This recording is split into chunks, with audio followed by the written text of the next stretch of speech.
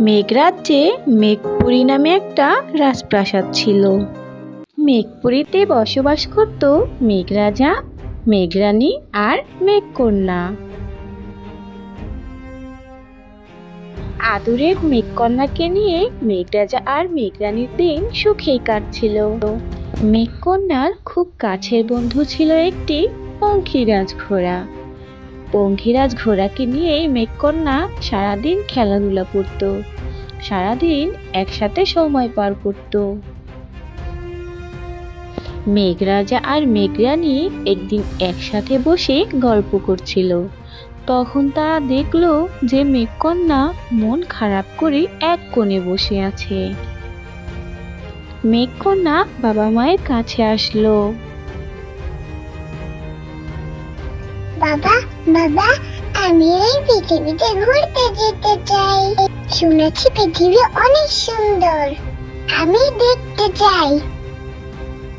হ্যাঁ, তা তো তুমি যেতেই পারো, কিন্তু একটা কথা আছে, তোমাকে রাতের আগে চলে আসতে হবে। হ্যাঁ অবশ্যই, আমি রাত হওয়ার আগেই চলে আসবো। সাবধানে যাস মা, আর খুব তাড়াতাড়ি ফিরে আসবি কিন্তু।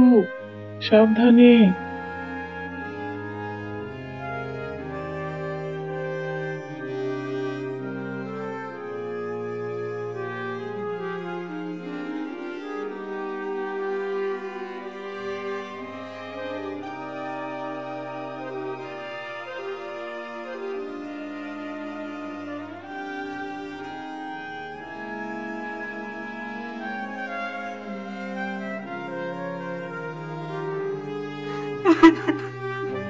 আরে আরে, এটা কার কান্নার আওয়াজ? কি কাচ্ছে এখানে? কে ওখানে? আমার সাথে কথা বলো। এই তো আমি একটা অভাগী আপেল গাছ। প্রতি বছরে এই দিনে আমার অনেক আপেল থাকে, কিন্তু এবছর বৃষ্টি না হওয়ার কারণে আমার গাছে কোনো আপেল নেই। ও আচ্ছা, এই ব্যাপার। তুমি কোনো চিন্তা করো না, আমার পঙ্খিরাজ বন্ধু তোমার সব সমস্যার সমাধান করে দিবে। আমার মালিক একজন গরিব কৃষক, একমাত্র সম্বল বলতে তার এই আপেল গাছটাই আছে। এই গাছের আপেল বিক্রি করেই সে সারা বছর চলে। এখন তার কি হবে? আমি এখনই আমার বন্ধুকে এখানে ডাকছি। আশা করি পঙ্খিরাজ তোমার সমস্যার সমাধান করবে। চিন্তা করো না তুমি। মেঘকন্যা মনে মনে তার পঙ্খিরাজ বন্ধুকে স্মরণ করতে থাকলো।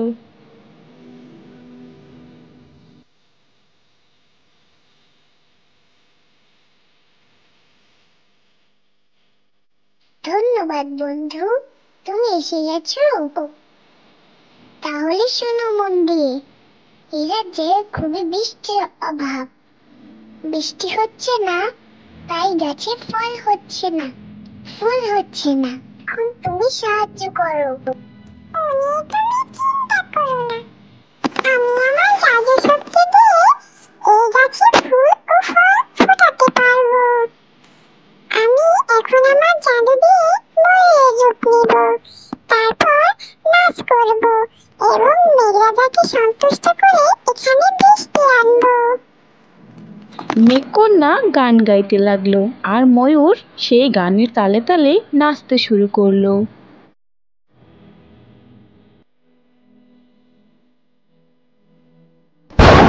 ঘোর অন্ধকার নামলো। ময়ূরের নাচে সন্তুষ্ট হয়ে মেঘরাজা বৃষ্টি দিল। বৃষ্টির রিমঝিম শব্দে তালে তালে ময়ূর নাচতে থাকলো তার পেখম মেলে।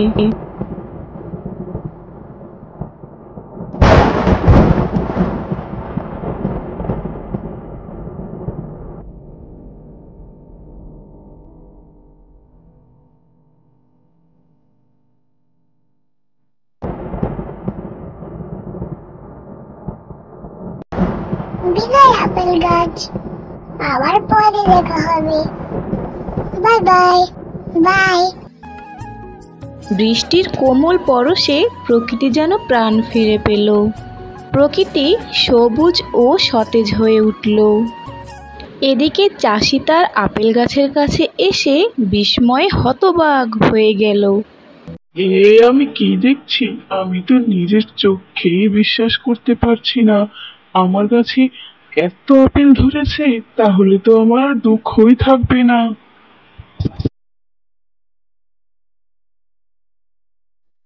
কিছুদিন পরে মেঘপুরীতে বসে মেঘকন্যা আর পঙ্খিরাজ কথা বলছিল। চলো না পঙ্খিরাজ, আবার পৃথিবী থেকে ঘুরে আসি, কোনো ফুল ফল হয়েছে কিনা।